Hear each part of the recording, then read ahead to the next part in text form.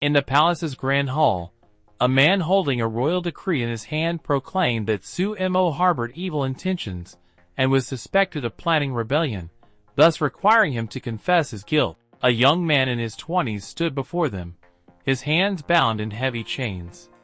However, he appeared remarkably composed.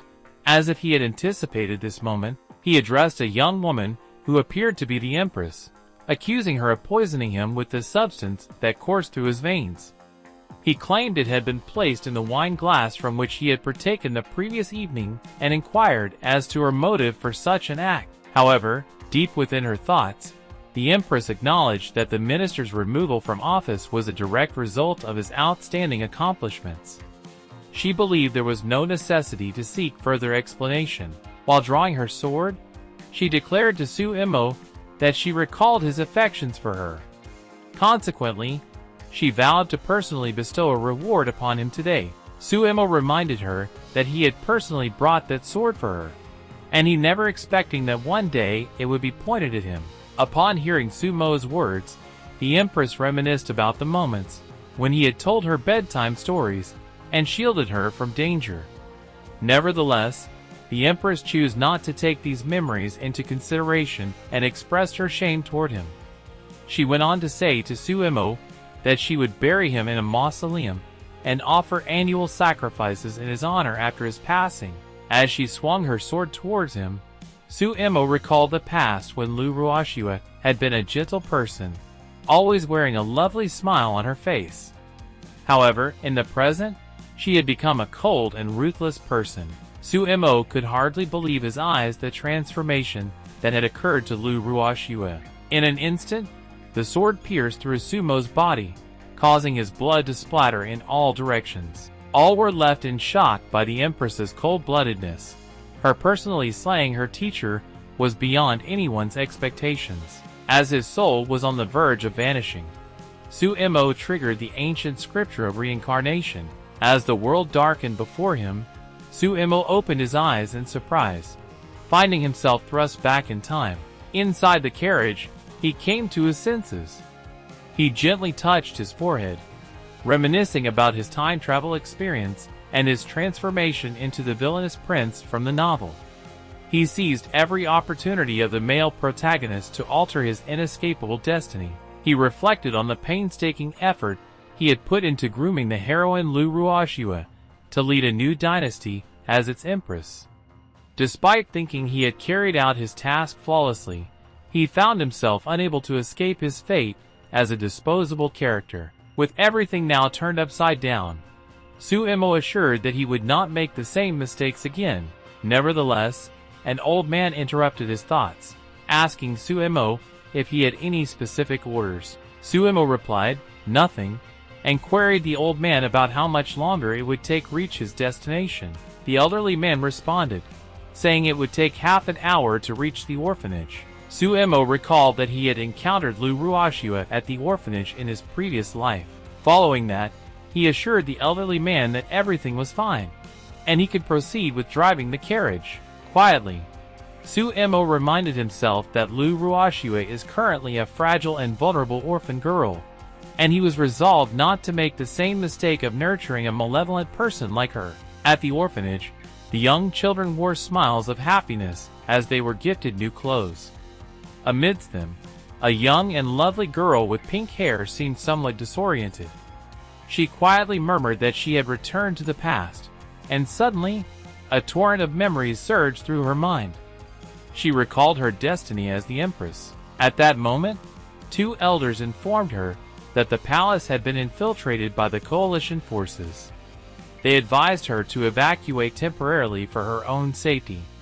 They also added, as long as the Green Hills remain. However, the Empress interrupted them, asking, "Where are the Green Hills?"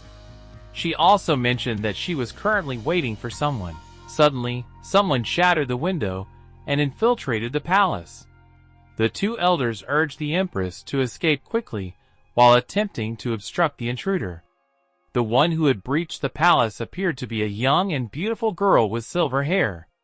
She commented on the loyalty of the two elders, and in an instant, she severed their heads. She declared that finally, No one will obstruct her now.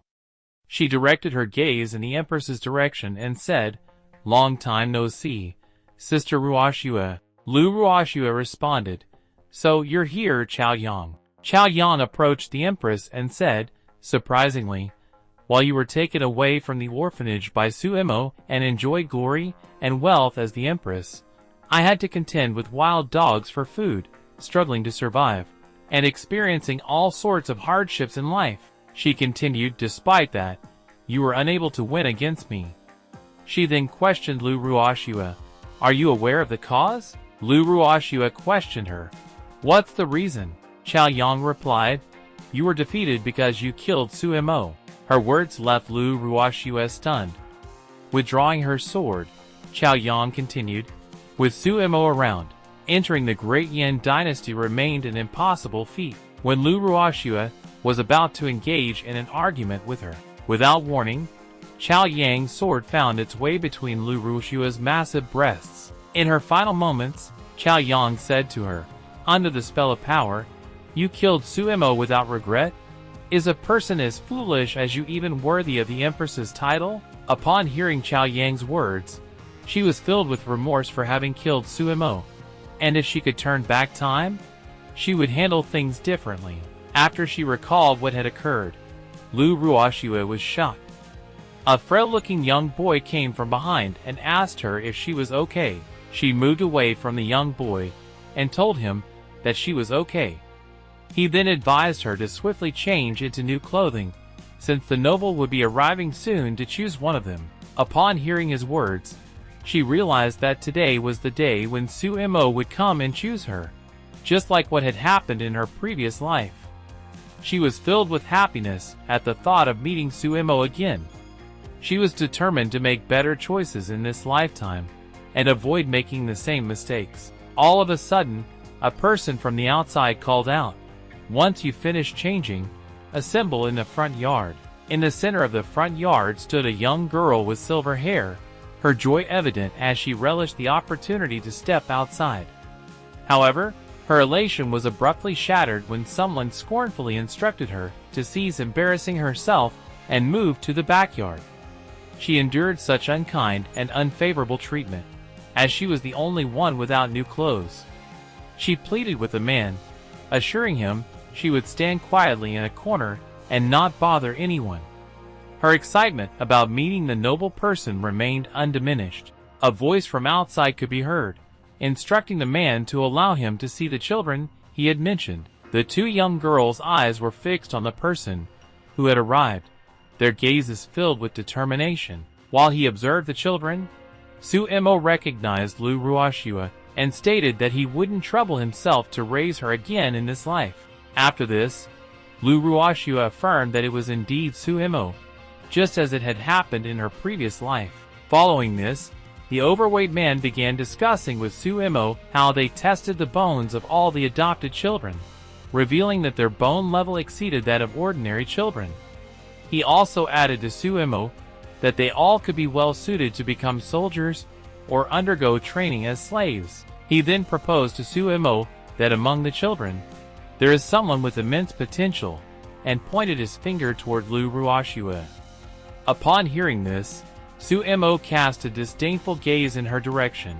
Nevertheless, the overweight man, with a greedy expression on his face, told Suemo that her price was a bit higher.